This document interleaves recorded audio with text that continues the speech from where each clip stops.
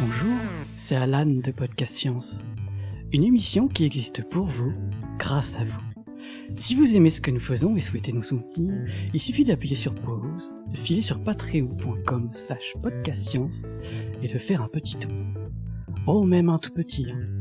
Même pour le prix d'un café par mois, vous nous aidez à servir la science dans la bonne humeur. Et c'est notre joie. Merci et bon épisode. Nous sommes le 22 mars 2023. C'est l'épisode 488. Bienvenue.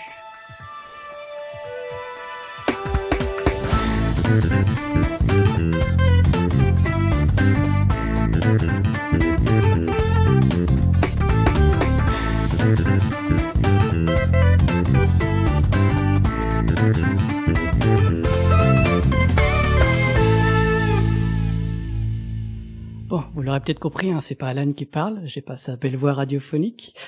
Je vous ai pranké, comme dirait une certaine génération, ou je vous ai brain, comme diraient des plus jeunes si ça a vraiment fonctionné. C'est Cléora ici. Et justement, en cet épisode, on va parler de fake, de faux, de canulars et des trucs qui sortent de l'ordinaire, avec Alexa depuis Los Angeles. Salut tout le monde. Topo depuis Paris. Bonsoir tout le monde. Et Pascal du côté du Mulhouse. Salut tout le monde. Au menu, on a des galaxies planquées, des croyances déglinguées, des plantes ensorcelées et des animaux complètement éclatés.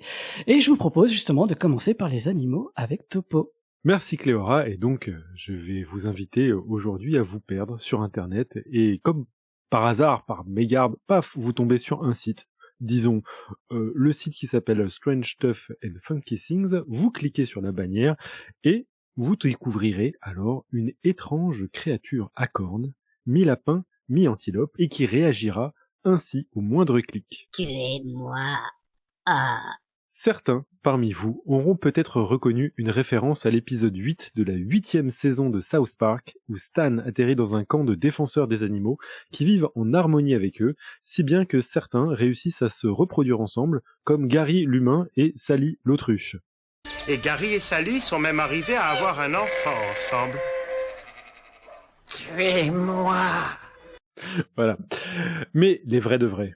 Les podcasts scienteux de la première heure auront reconnu l'inimitable voix de Phip derrière l'hybride lapin cornu. Phip, c'est un comic stripper, traducteur, éditeur et créateur de lapin.org, mais surtout un fidèle illustrateur de lapins et de pénis, ayant participé à moultes émissions radio-dessinées. Mais au final, quelle est donc la créature chimérique à laquelle Phip a prêté sa voix ?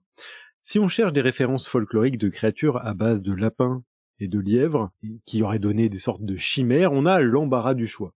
Il y a tout d'abord le Skvader, Tetraolepus pseudo-hybridus rarissimus, un lièvre pourvu du dos, des ailes et de la queue d'un coq de bruyère. En réalité, une créature imaginaire suédoise fabriquée en 1918 par le taxidermiste Rudolf Gramberg. On peut aussi citer le Wolpertinger, un hybride bavarois possédant des ailes, des bois, des crocs et une crête de coq. Mais on est loin de la description que je vous ai faite de la créature de ma bannière, qui ressemblerait plutôt à un lièvre cornu, Lepus cornutus, décrit à la fin du XVIe siècle, notamment sur une illustration du Animalia Quadrupedia et Reptilia de Joris Höfnagel. Il y a aussi le Almiraj, qui est un lapin licorne des récits médiévaux arabes, ou encore le jackalope, contraction de jackrabbit et lièvre et antelope, antilopie, en vieil anglais, créature bien ancrée dans le folklore américain, à tel point que on peut trouver des chansons, des marques de whisky, des films d'animation de Pixar, et même chasser le jackalope dans des jeux vidéo tels que Red Dead Redemption. Une enquête journalistique du New York Times aurait traqué l'origine du mythe au travail taxidermique de deux frères vivant à Douglas, dans le Wyoming, et qui auraient vendu pour $10 en 1932 un lapin sur la tête duquel il aurait fixé des bois de serre, tout cela pour décorer le lobby d'un hôtel. Depuis, le mythe du jackalope est devenu un phénomène culturel viral, retenez bien mon choix de mots, et l'on voit des statues géantes à son effigie. Ronald Reagan était l'heureux propriétaire d'une tête montée de jackalope, et la chambre du commerce de la ville de Douglas, dans l'état de Wyoming, a vendu des milliers de permis de chasse du jackalope, malgré des règles très strictes, comme le fait que le chasseur ne peut avoir un QI de plus de 72, ni chasser à un autre moment qu'entre minuit et 2 heures du matin le 31 juin.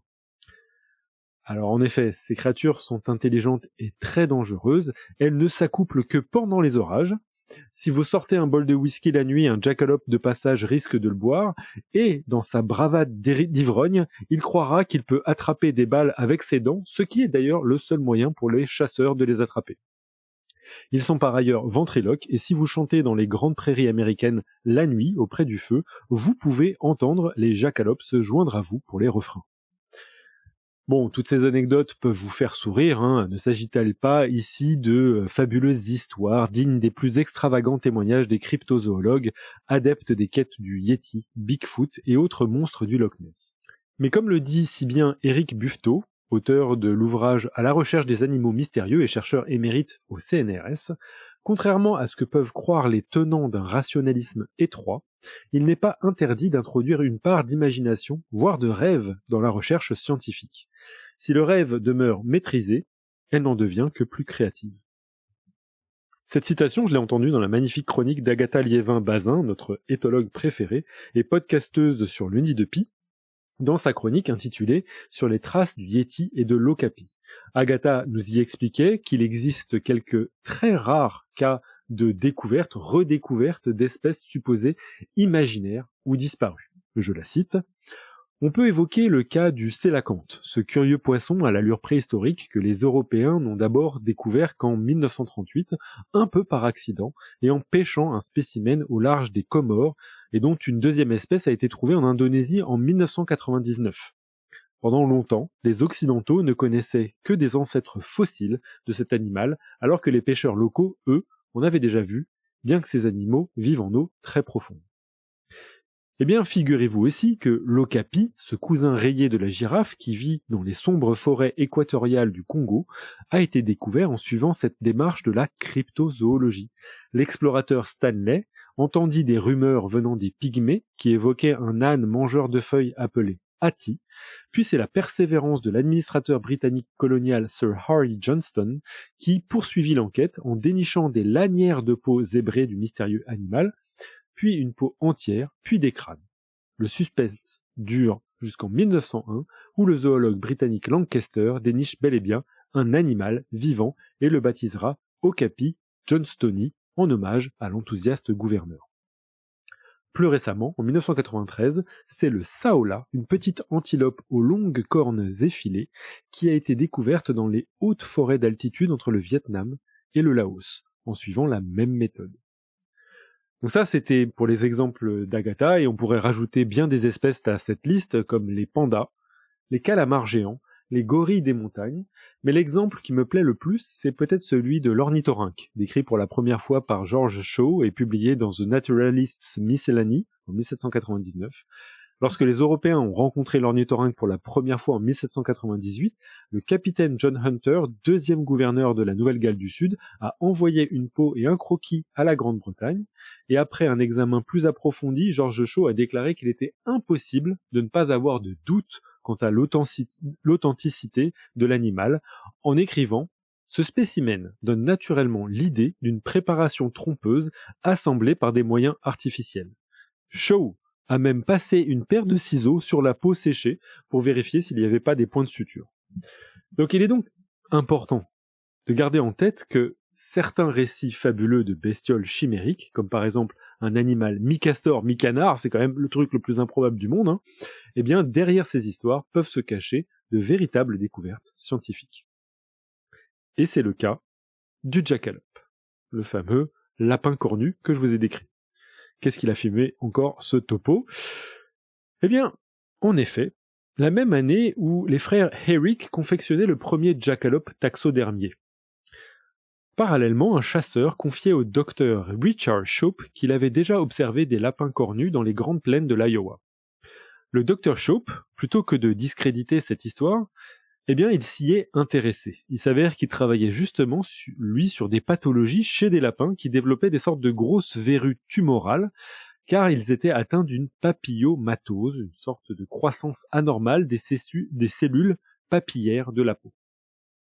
Dans son livre On the Trail of the Jackalope, l'auteur Michael Branch a pu retrouver des notes inédites du Dr. Shope relatant cet épisode. Je cite: Le père de l'épouse de l'un de nos collaborateurs rendait visite à sa fille à Princeton peu de temps après avoir commencé mes expériences avec le fibrome de lapin. Ce vieil homme venait de l'Iowa, et il était un grand chasseur. C'est pourquoi sa fille m'avait demandé si je pouvais montrer à son père la tumeur que j'avais prélevée sur l'un de nos lapins du New Jersey. Je lui ai montré ce que je considérais comme un bon exemple.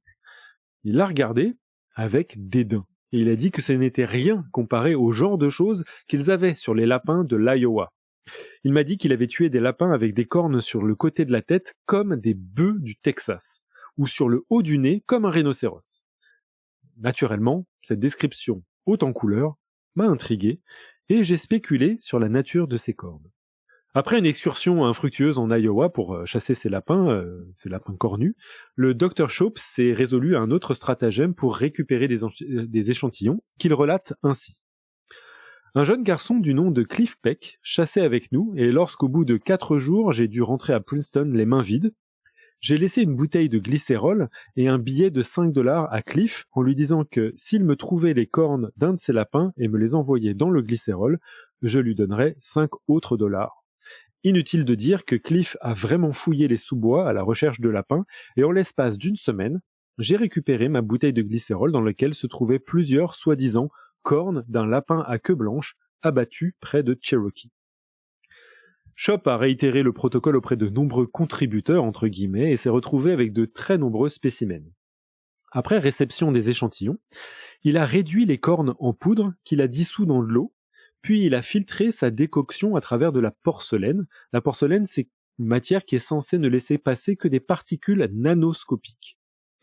Richard Shope avait en effet l'intuition que ces cornes ne sont en réalité l'équivalent des sortes de méga-verrues qu'il observait sur ces lapins de laboratoire, des carcinomes kératinisants et qui sont causés par un virus. Il a donc utilisé son filtrat pour frotter le scalp de lapins sains qui se sont, à leur tour, retrouvés couverts de cornes. C'est QFD.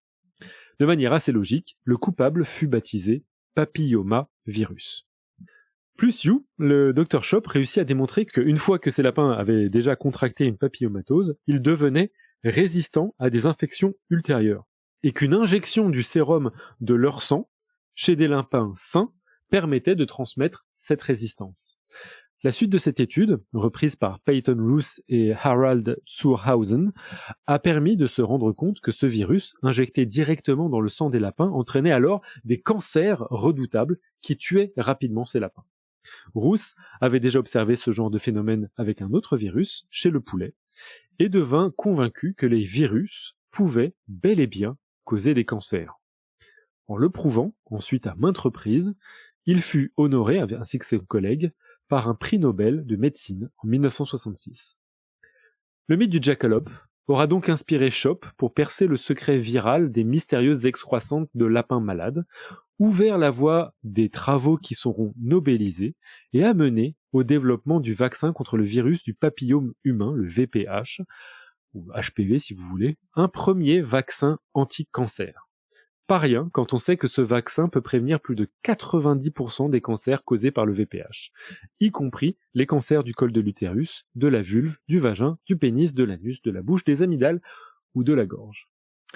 Et pour conclure, je citerai un de mes podcasts préférés, 99% Invisible, qui a récemment sorti un épisode sur le jackalope, et qui s'achève sur la question « Est-ce que le jackalope est un mythe ou est-ce qu'il est réel ?» La réponse étant bien entendu « oui ». Il y a des poulets cornus qui existent aussi ou... Les poulets, je sais pas s'ils sont cornus, mais par contre, il y a bel et bien des papillomes humains qui existent. Donc ça, c'est dans mon billet d'origine sur le jackalope, dans lequel j'explique que certaines personnes qui sont immunodéprimées, qui contractent certains papillomavirus, peuvent se retrouver avec des cornes. Il y a des cas assez connus, donc généralement c'est sur les personnes âgées, parce que leur système immunitaire est décroissant, et ils se retrouvent avec des cornes de démons. On imagine que si ça s'était apparu du temps du Moyen-Âge, ça aurait pas, ça a pas été top pour la survie, on va dire. Mais j'ai bien aimé ce que t'as dit dans ta chronique, à savoir que, en parlant de l'ornithorynque et tout, que il y a plein d'espèces, en fait, dont elles sont tellement bizarres et elles sont tellement tarées qu'on se dit, mais qu'est-ce que l'évolution a fait? Et finalement, ça légitime un peu toutes ces espèces un peu bizarres, parce que on se dit si... Ouais, si tant est que on reste, comme le disait Éric Buffetot, à appliquer de manière rigoureuse la méthode scientifique. Or, Oui, la bien plupart sûr. des la plupart des cryptozoologistes, c'est pas vraiment le cas. Il y a notamment pas mal d'études qui sont publiées dans des articles sérieux qui sont amenés à identifier des pseudo-échantillons de Yeti ou de Bigfoot et qui s'avèrent des assemblages bizarres de fossiles, d'ours, etc. Donc, bon. Non, bien sûr, Comment non, sont mais... arrivés ces spécimens, tu vois, genre, ça ressemble quand même un tout petit peu à de la fabrication. Non, mais bien sûr, mais je voulais dire que c'est quand même... en fait, ça m'étonne pas en fait que des mythes comme le Yeti, comme le Dahu dont on va parler, aient pu perdurer, parce que finalement certaines espèces ont l'air tellement incroyables d'un point de vue évolutif qu'elles peuvent aussi favoriser le fait qu'on croit à d'autres choses. Ouais, clairement. Ouais. Eh bien, bien hâte d'écouter ta chronique sur le Dahu. Qui est cornu aussi, il me semble. Qui est cornu, tout à fait. Et du coup, on peut peut-être enchaîner, oui. peut-être enchaîner avec ça. Ça me paraît pas si mal. Alors, on va parler du Dahu, donc une espèce que l'on trouve dans nos montagnes, puisque lorsque vous vous promenez en montagne, vous vous attendez peut-être à rencontrer des marmottes, des chocards à bec jaune, ou bien des chamois, voire des bouquetins, qui sont un peu ces chèvres rustiques de montagne à grandes cornes, mes chèvres de montagne préférées par ailleurs. Mais maintenant, imaginez qu'à y regarder de plus près, ces chamois que vous avez aperçus de loin aient l'air un petit peu différents. Si vous vous rapprochez encore, vous vous rendez compte qu'au lieu de fuir en faisant demi-tour, ce chamois va vous s'esquiver par au-dessus ou par en dessous, en général d'assez loin, parce que c'est assez peureux, mais il va pas faire demi-tour. Alors si vous voyez ce comportement, ben bravo, vous venez sans doute de faire une rare rencontre avec un animal légendaire de nos montagnes, le Dahu. Et dans cette chronique, je vais essayer de vous raconter ce qu'on sait du Dahu et ce que les techniques de recherche les plus pointues, les plus modernes des dernières années ont apporté à la connaissance de ces espèces trop souvent relayées avec le monstre du Loch Ness ou le Yeti. Alors le Dahu, qu'est-ce que c'est? Alors Dahu, ça s'écrit D-A-H-U ou D-A-H-U-T, donc la deuxième appellation un peu moins commune, mais qui existe aussi. Et comme on l'a rapidement évoqué plus haut, c'est un membre de la sous-famille des caprinés, dont font partie la chèvre, le chamois et le bouquetin. Il ressemble morphologiquement à un chamois, dont il est d'ailleurs un proche cousin, et son nom, Dahu, provient à la fois du grec damalis, de génis, on pense que les Grecs avaient confondu les Dahus et les génis, et du latin, alors j'ai jamais fait latin, ça va s'entendre, Etsedecurus montanus, qui court dans la montagne, ça veut dire qu'il court dans la montagne en latin, et ça a été plus tard simplifié en Dacursus, puis Dahu. Alors comme le chamois, ça a un peu après la même taille, il mesure en général pour les mâles environ 130 cm de long et entre 70 et 80 cm de haut au garrot, donc c'est assez petit, et il a des cornes d'environ 27 cm pour le mâle. On a un poids compris entre 22 et 40 kg, donc on est vraiment dans le même range que le chamois, et les femelles sont presque toujours inférieures en poids et en taille. Et les animaux, comme les chamois encore une fois, ont un poids maximum en automne, alors qu'ils ont accumulé des réserves durant l'été. À la fin de l'hiver, du coup, le poids des Dahus peut diminuer de moitié, et au début du printemps, ils épuisent leurs réserves, et donc ils vont manger, c'est là où on a le plus de chances de les voir, puisqu'ils cherchent vraiment à reconstituer leurs réserves. Ils ont un pelage qui est sombre sur le dos et crème sur le ventre et le bas du visage, mais contrairement aux chamois, ils possèdent une queue de vache, une barbichette et des oreilles tombantes. Et on a même des gens qui appellent ça des oreilles de Saint-Bernard parce que leurs oreilles sont tombantes, exactement comme les Saint-Bernard. Mais sa vraie particularité réside dans la longueur de ses pattes. Pourquoi ? Parce qu'il a les pattes plus courtes d'un côté que de l'autre, ce qui indique en fait une adaptation formidable au milieu montagnard, puisque ça veut dire que dans les dévers, il n'a pas à plier une jambe et tendre l'autre comme nous on pourrait faire ou comme les bouquetins et les chèvres font. Lui, il est vraiment adapté à avoir, vu qu'il n'est pas plat en fait sur un sol plat, il est vraiment habitué au dévers. Et cette adaptation exceptionnelle a néanmoins un désavantage. c'est que le dahu, il peut pas se retourner sur les pentes fortes. C'est pour ça que quand vous l'apercevez et qu'il fuit, il fuit par le haut et par le bas, mais il peut pas faire demi-tour, parce que s'il fait demi-tour, il se retrouvera avec les pattes dans le vide. Et bon, c'est quand même un certain problème. On a des chutes de dahu à cause de cette adaptation. Et donc, il faut vraiment qu'il reste toujours sur des pentes en dévers pour pouvoir évoluer de façon pratique. Alors, qu'en est-il des espèces? Parce qu'on parle du dahu comme ça, en gros, mais en fait, on a plusieurs espèces de dahu. Le dahu, c'est un nom vernaculaire ambigu. Donc, c'est ce qu'on appelle souvent ça quand on a plusieurs espèces. Par exemple, chouka, on a plusieurs espèces, on en a pas qu'une seule. Et bon, c'est le cas de plein d'espèces. J'ai pas de nom en tête maintenant, mais Topo, t'as peut-être une idée d'un nom vernaculaire ambigu. La girafe, pour les espèces, juste pour une espèce où on dit, je sais pas, dahu, mais en fait, on a plusieurs espèces. Ah, oui, j'aurais pu avoir des exemples si tu m'avais. Voilà, non mais moi aussi, en fait, on coupera ça au montage. Voilà. Donc, un ver. Oui, un ver. Voilà. C'est 1 milliard d'espèces. Exactement. Voilà. Un ver, c'est 1 milliard d'espèces, voilà, par exemple.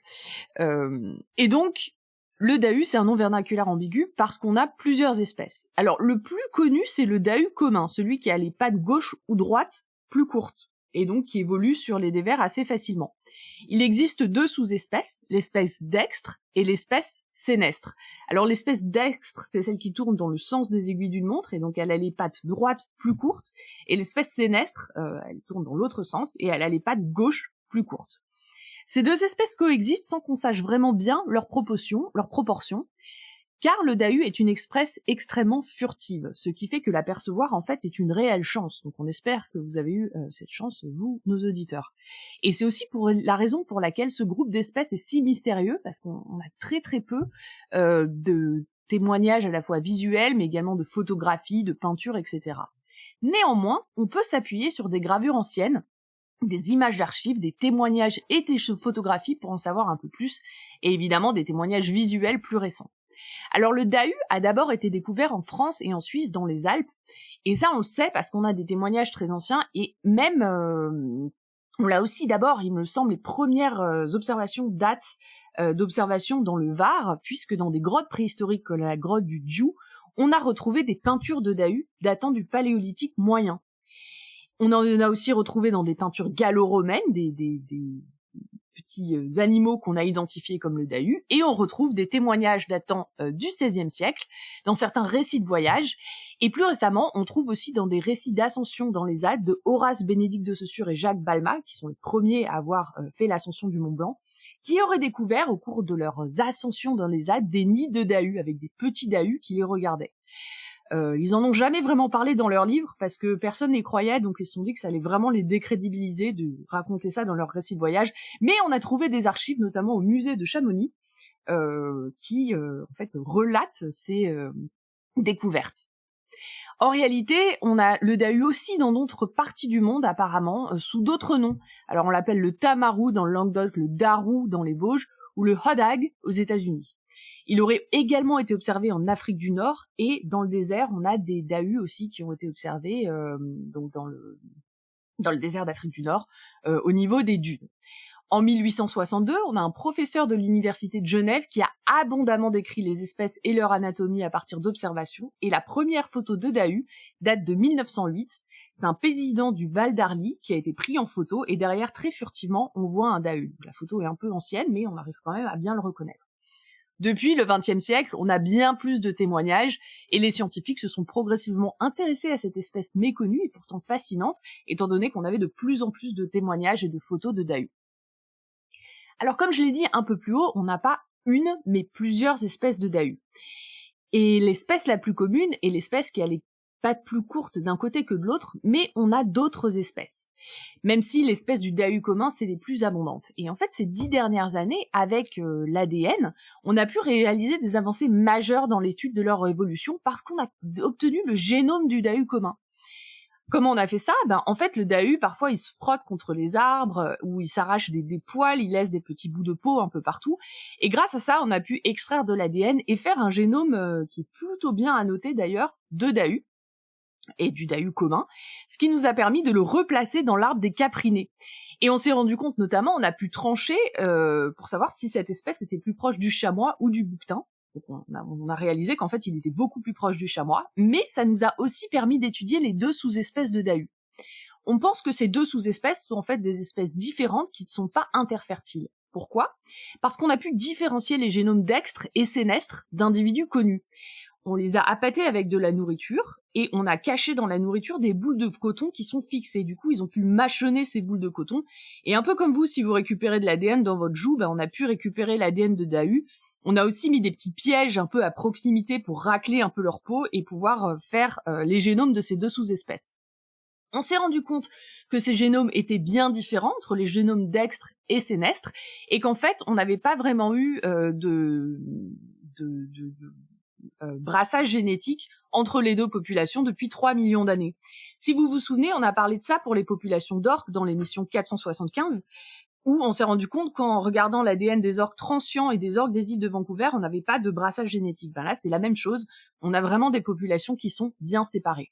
On en est d'autant plus convaincu que, même si on a pu observer des Dahus hybrides, donc où ils avaient par exemple la patte gauche plus courte, la patte avant gauche plus courte et la patte arrière gauche plus courte, donc très très bancale, ces individus étaient toujours juvéniles et visiblement ne se reproduisaient pas et n'atteignaient jamais l'âge adulte. Donc ça montre que peut-être que dans certains cas, ces espèces dextres et sénestres peuvent se reproduire, produire une descendance, mais elle n'est sans doute pas fertile et en tout cas pas viable sur le long terme. Alors, pour le futur, ce qu'on veut faire, c'est on veut maintenant marquer des populations d'Ahu avec des valises GPS. Donc ça a été fait. Ça nous permet de suivre quelques individus, mais encore une fois, comme ces rencontres sont très rares, on a encore peu de données, mais espérons que la science dans le futur nous donne plus d'observations. J'ai dit qu'il y avait d'autres espèces, alors effectivement, on a encore d'autres espèces que ces dextres et sénestres, mais elles sont tellement rares qu'en fait, on a vraiment peu de données sur elles. On a le Dahu ascendaire et le Dahu descendaire, donc c'est des Dahus qui n'ont pas les pattes gauche et droite courtes, mais les pattes avant et arrière. On pense que ces populations sont extrêmement petites parce qu'elles vivent forcément dans des environnements où la pente varie fortement pour qu'ils puissent quand même voir un peu plus loin qu'une fois qu'ils arrivent en haut de la montagne, c'est terminé, ou en bas.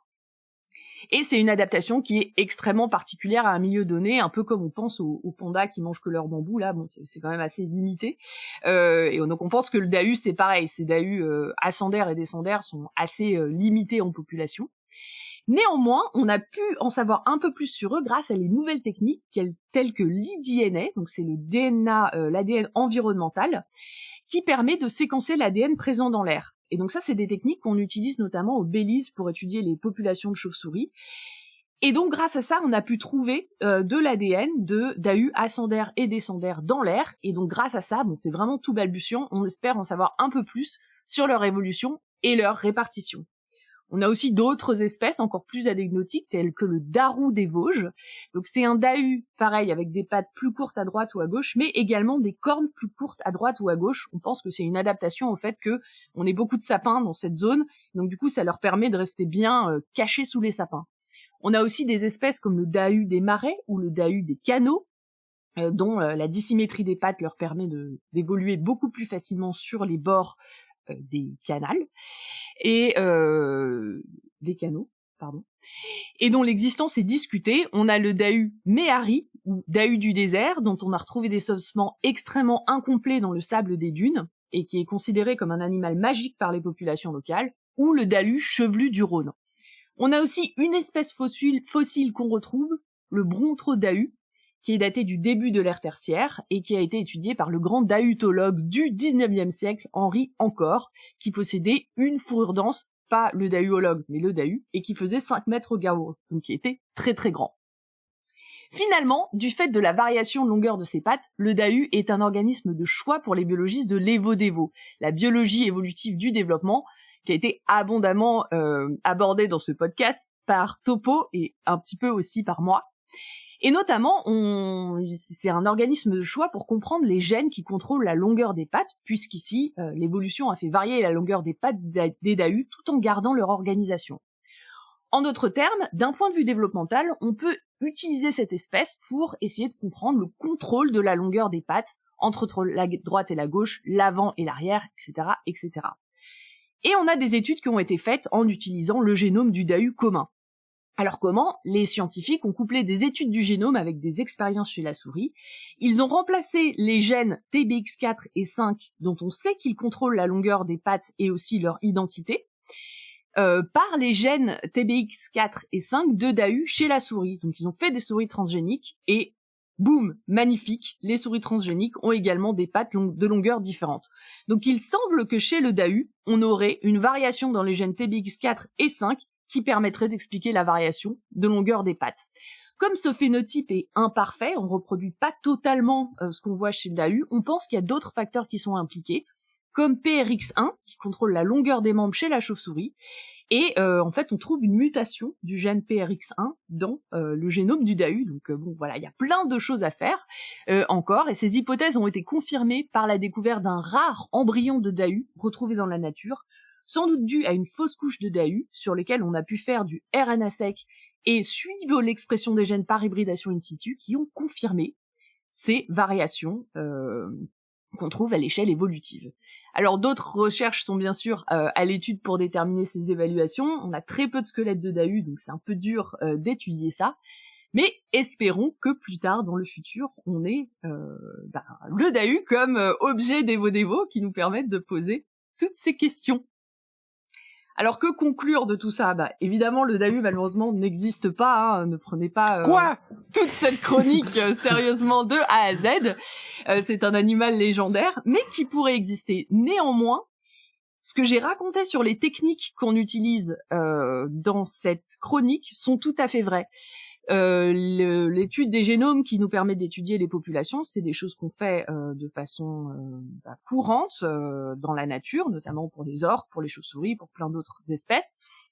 L'environmental DNA, le eDNA, c'est quelque chose qui est en plein boom actuellement pour étudier les répartitions d'espèces qu'on ne voit pas souvent, qu'on ne capture pas souvent, mais dont on sait qu'elles sont là. Les Vodévo, bon bien sûr, c'est des choses qu'on fait avec les animaux et les souris transgéniques pour reproduire des phénotypes d'autres espèces. Donc tout ce que j'ai raconté, ce serait vraiment les techniques qu'on utiliserait en vrai si on voulait étudier des espèces qu'on ne peut pas attraper, qu'on ne connaît pas bien, une nouvelle espèce qu'on voudrait découvrir. Donc voilà, et le célacanthe notamment dont on va parler, Topo, c'est pareil, on pourrait étudier ces techniques pour essayer de comprendre ces populations.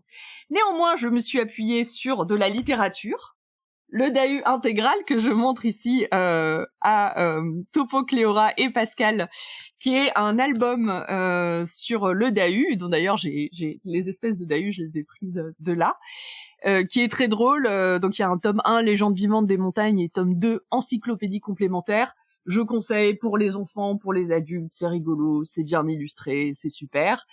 Et voilà, et les gènes TBX4 et 5, j'ai mis des références de papiers scientifiques dans les références, les notes d'émission, évidemment sur d'autres organismes que le DAU, mais si ça vous intéresse, vous pourrez aller faire un tour. Et voilà. C'était fantastique, moi j'y ai cru de A à Z, ou comme dirait Blue Phoenix, de D à U. Ah, c'est bien. Et puis t'as utilisé des termes scientifiques et tout, Dexter et tout. Je vous avais prévenu que j'étais partie en live pour cette chronique. Ah ouais, l'ADN environnemental, le mâchonnage. Bon alors après, il y a quelque chose qui est absolument pas crédible, c'est que tu dis qu'il y a des publications qui auraient été faites à partir de un échantillon, de un embryon. Non, et la reproductibilité alors. Non. C'est possible. Si, alors si, t'as des papiers de chauve-souris sur un échantillon parfois où il y a par exemple des anomalies qui sont faits. Bon, ça fait pas un Natural Science, mais tu publies ça dans Journal of Mammalian of DAU. Journal of DAU. International Journal of DAU, qui n'est pas un journal NDPI, attention, mais voilà.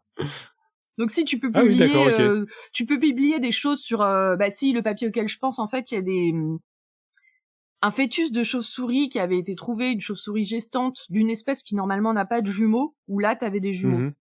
Voilà, tu vois ce cas, tu publies juste cas d'école en fait. Ah oui, mais c'est un case, d'accord, ok. Oui, voilà. C'est pas un. Oui, tu fais pas une étude. Bon, c'était ouf. Bravo. Ouais, Voilà. totalement. On a perdu toute crédibilité sur ce podcast tellement c'était crédible. C'est ça, maintenant les gens voient qu'on peut raconter en fait ce qu'on veut de manière convaincue. C'est clair. Et en plus, on apprend des choses, GG. parce que l'environnemental d'INF, je connaissais pas du tout. Bah, Il faudrait qu'on en fasse un épisode alors. Faut qu'on fasse un épisode là-dessus, ouais, parce que c'est vraiment chouette comme méthode. Ok. Eh ben moi, je vais parler des fake news, justement, un peu de théorie du complot, etc. Parce que bon, en sciences humaines et sociales, j'ai pas eu trop de sujets qui m'est venu en tête. Alors, j'ai cherché parmi les fake news et les théories du complot, hein, des choses qu'on rabâche et qu'on entend parler quotidiennement depuis quelques années, hein, déjà. Et donc, et je dois avouer aussi que bon, bah, je suis un peu perdu parmi les publications scientifiques et les sites d'actualité, parce qu'en effet, depuis 3 ans, donc plus de la moitié des études scientifiques sur le sujet a été publiées. Et donc c'est un truc complètement explosé. Alors, je suis complètement paumé parmi les papiers là-dedans. Et il a fallu que je persévère jusqu'à la veille de la diffusion en direct de cette émission pour que je tombe sur un tout récent article qui fait une revue de littérature d'un peu de tout. Donc une revue littérature, donc c'est-à-dire qui reprend les articles scientifiques précédents, très général, donc sur les causes des croyances en ces genres de théories du complot et autres similarités. Donc très général parce qu'elle s'intéresse à la fois à l'échelle de l'individu, donc au niveau du fonctionnement cognitif individuel, jusqu'au niveau social, à l'échelle d'une nation et toute une société. Donc un article publié le mois dernier, c'est-à-dire février 2023 dans Nature, est rédigé par des chercheurs et chercheuses provenant d'universités plus ou moins éloignées, donc Allemagne, Norvège, Australie et Grande-Bretagne. Bref, toute la crème de la science. Donc tout d'abord, et les auteurs commencent l'article par ça, les théories du complot et autres conspirations peuvent et ont réellement existé. Un mensonge d'État pour justifier une guerre en Irak, un meurtre d'une savante pour faire taire la sorcière qui nuit au pouvoir en place, un nuage radioactif qui ne dépasse pas les frontières d'un pays. Par conséquent, croire en une théorie de complot, ce n'est pas uniquement un canular imaginé par notre cerveau. Ça peut être aussi là, présent, et bel et bien une vraie info. Ainsi, parfois, une théorie du complot n'est pas une fake news, une fausse info. Très rarement.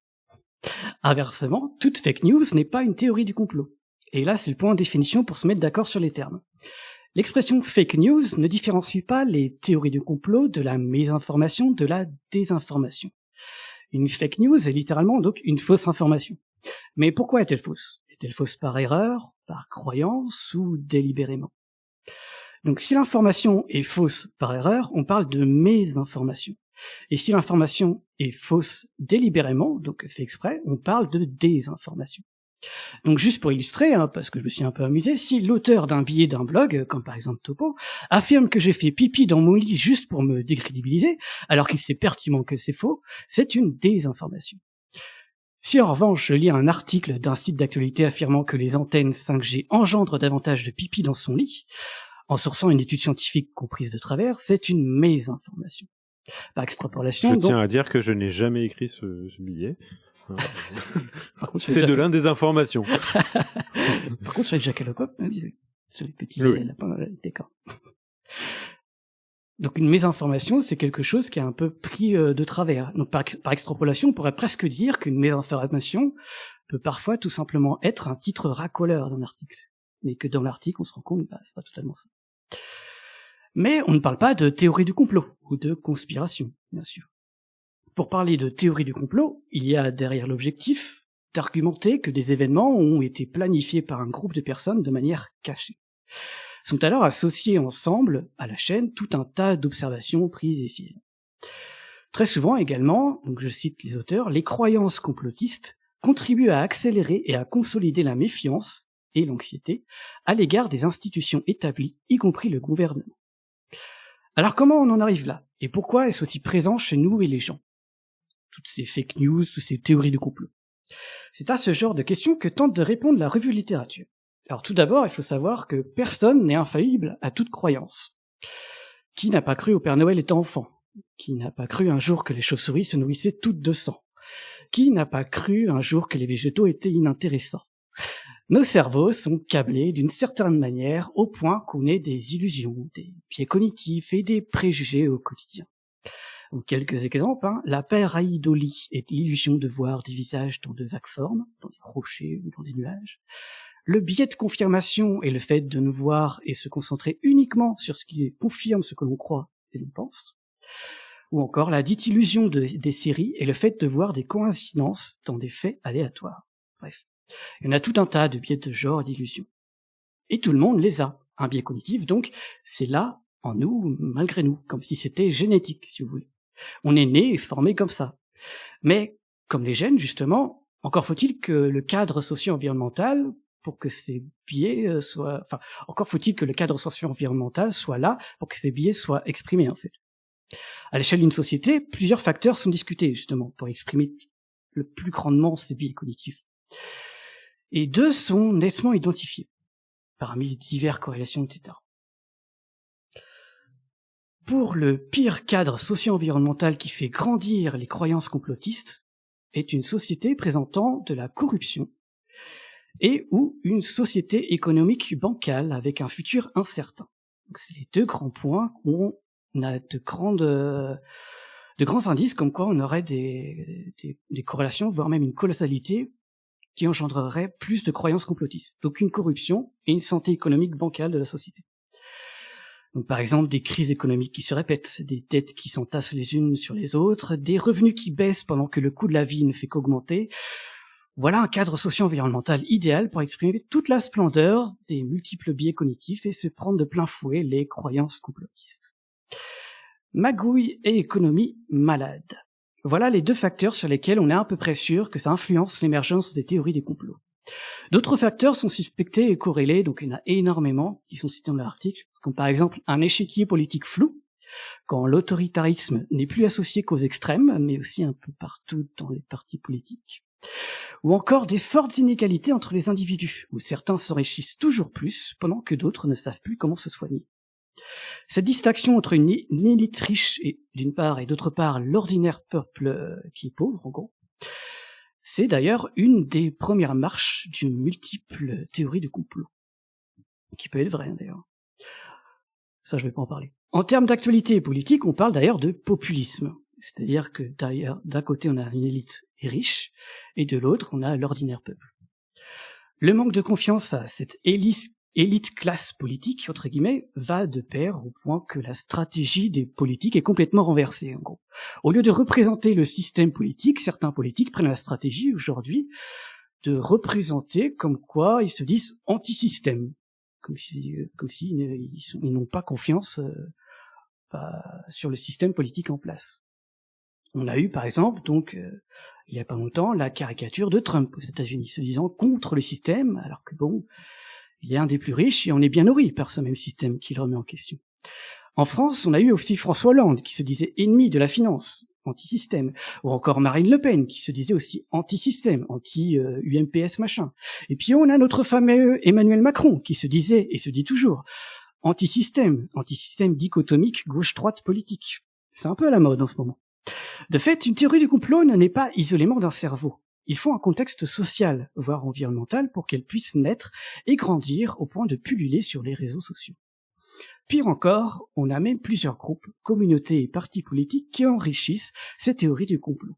Bref, encore une fois, de fait, une théorie du complot ne naît pas isolément d'un cerveau. Dit autrement, le cerveau est prédisposé de biais cognitifs, mais encore faut-il les exprimer, ces biais, et avoir un environnement pour. Et à la base, tous ces biais, ces rapides pensées et perceptions automatiques, sont là pour notre survie. Par exemple, selon une théorie sociale évolutive, pour prendre qu'un exemple parmi d'autres des théories, la prédisposition à croire aux théories de complot serait due à une adaptation contre les menaces externes. En clair, et dit grossièrement, ne pas sous-estimer l'autre, ou le groupe externe à soi, qui pourrait nous menacer nous, soit notre petite personne. La menace, c'est l'autre. Les exemples pullulent. C'est la faute du voisin. C'est la faute des élus, c'est la faute des ouvriers, c'est la faute des politiques, c'est la faute des immigrés, c'est la faute des religieux, c'est la faute des féministes, et j'en passe. La menace, c'est toujours l'autre. En revanche, et moi et mon propre groupe, tout va bien. En psychologie, on parle de biais pro en de groupe. La personne a toujours tendance, même de manière inconsciente, à favoriser son propre groupe. Dans notre revue de littérature, ils prennent d'autres exemples, dont un à l'échelle d'une nation. Les États-Unis ont plus de chances d'imaginer le gouvernement chinois secrètement conspirer contre les États-Unis, que le propre pays, donc les États-Unis, conspirer contre la Chine, et inversement pour le Chinois. Finalement, en ressort un facteur pour une pour en partie expliquer en fait l'émergence des croyances complotistes. C'est la vulnérabilité de son identité. Que ce soit d'ailleurs à l'échelle d'un groupe ou à l'échelle d'un individu. Les croyances complotistes sont souvent là pour extérioriser l'anxiété d'une menace à l'encontre de son identité propre. Un complot états-unien menace-t-il mon identité chinoise? À l'inverse, un complot chinois menace-t-il mon identité états-unienne? Un complot woke transféministe menace-t-il mon identité hétérosexuelle? Un complot capito-libéral patronal menace-t-il mon identité psychologique? Un complot islamo-arabe menace-t-il mon identité nationale? Un complot pharmaco-industriel menace-t-il mon identité biologique? Bref, des exemples, il y en a. La vulnérabilité donc de son identité. La peur de l'autre, en gros, envers sa petite personne. Si on pouvait retenir qu'une seule chose des croyances complotistes, ce serait ça, en gros. Mais encore une fois, c'est pas si simple, hein, ça reste quelque chose de très simpliste. Il y a aussi à prendre en compte un environnement social à l'échelle d'une société, et les motivations et les prédispositions cognitives à l'échelle d'un individu. De là émergent aussi d'autres facteurs que cette vulnérabilité de son identité, qui peuvent renforcer l'individu à persévérer dans une croyance complotiste. Donc dans l'article, par exemple, pour certains, c'est tout simplement divertissant, tout simplement. C'est divertissant d'y croire. Et ils y croient. Bah oui, la plupart des complots sont dignes des meilleurs films d'action et de fiction. Donc pour d'autres aussi, participer au groupe complotiste permet juste d'appartenir à un groupe social, en fait. Et ils y croient quand même. On trouve même des corrélations comme quoi l'intérêt aux croyances complotistes serait corrélé avec le sentiment de se sentir isolé et rejeté. Donc il y avait vraiment un besoin social, comme quoi croire à une théorie du complot et participer à un groupe qui pullule et qui fait transmettre ces informations de théorie du complot, c'est participer à un groupe social. Il y a donc l'idée aussi, dans la théorie du complot, c'est un peu comme adhérer à un club de loisirs, si vous voulez. Adhérer à une théorie du complot aussi diminuerait également l'anxiété ressentie face à une chose incontrôlée et inconnue. En effet, trouver rapidement une réponse à des questions anxieuses, quitte à donner un sens à des événements qui n'ont rien à voir, offrirait une sorte de plan explicatif à ce qui se passe dans la vie, quitte à nier les probabilités. Bienvenue aux coïncidences et synchronicités. Rien n'est arrivé au hasard, selon les complotistes. Une sorte de plan global de la vie, comme si vous voulez, très globalement et caricaturalement, comme si Dieu avait tout planifié. Au point d'anthropomorphiser les événements et les choses de la vie. Donc, une sorte d'impulsivité dans la réflexion. À un problème, la personne cherche au plus vite une solution. Il y a un coup de vent, c'est à cause de machin, il s'est passé ça. Mais ce point-là, donc, d'impulsivité, etc., reste assez discuté. Ce qui est moins discuté en revanche, c'est le fait que le portrait robot complotiste idéal serait plutôt auto-centré, serait plutôt narcissique, auto-centré sur soi, ayant aussi une haute estime de soi-même, au point de croire qu'elle ait une connaissance des vérités occultées. La personne ne se fie donc qu'à elle-même et se centre uniquement sur elle, ses propres ressentis, ses propres intuitions. Par exemple, moi je sais la vérité. Moi, je pense par moi-même. Il suffit de faire soi-même ses propres recherches sur Internet pour se réveiller et connaître la vérité.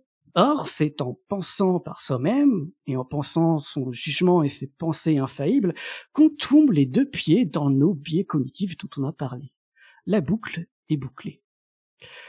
Pour conclure, les théories du complot, ça ne date pas d'aujourd'hui aussi, et c'est presque, si j'ose dire, c'est presque un mécanisme normal des sociétés. Une méfiance des élites propose des révolutions.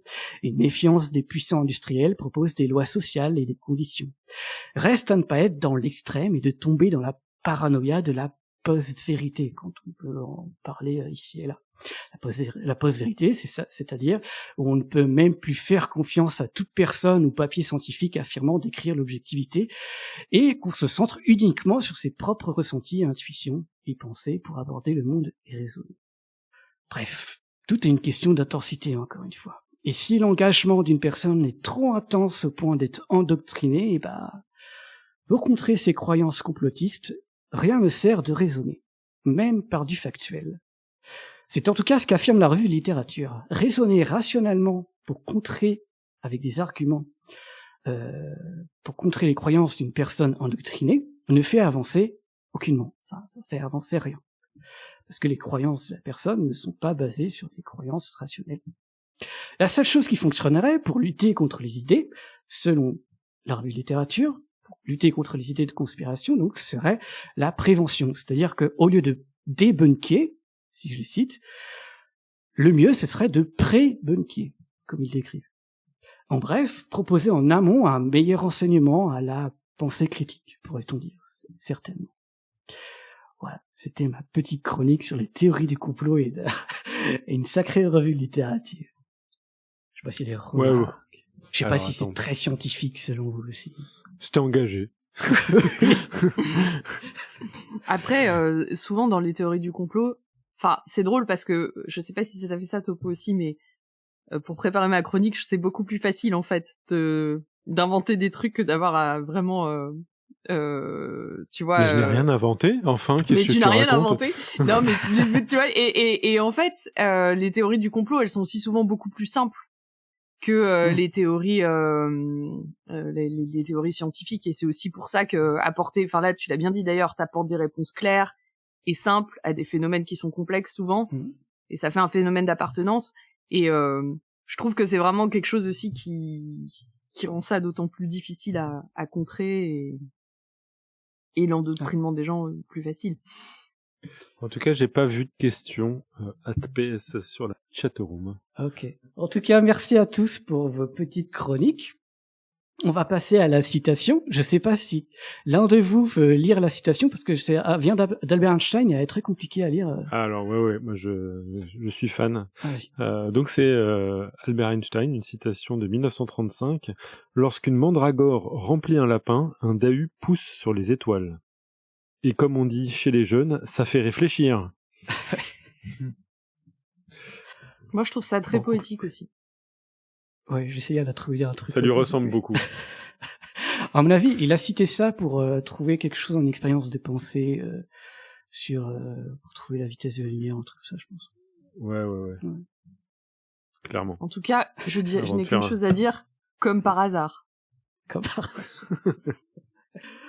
En tout cas, chères auditrices et auditeurs, merci de nous avoir écoutés et supportés. Que le complot du Dahu puisse persévérer, que les meilleures étoiles restent cachées et que les cornes d'un humain ne puissent jamais s'enraciner. Gardez l'esprit critique et l'œil aiguisé. Quoique aiguiser son œil comme on aiguiserait son épée, ça ne va pas faire du bien. À la prochaine pour plus de science, et en attendant, que servir la science soit votre joie.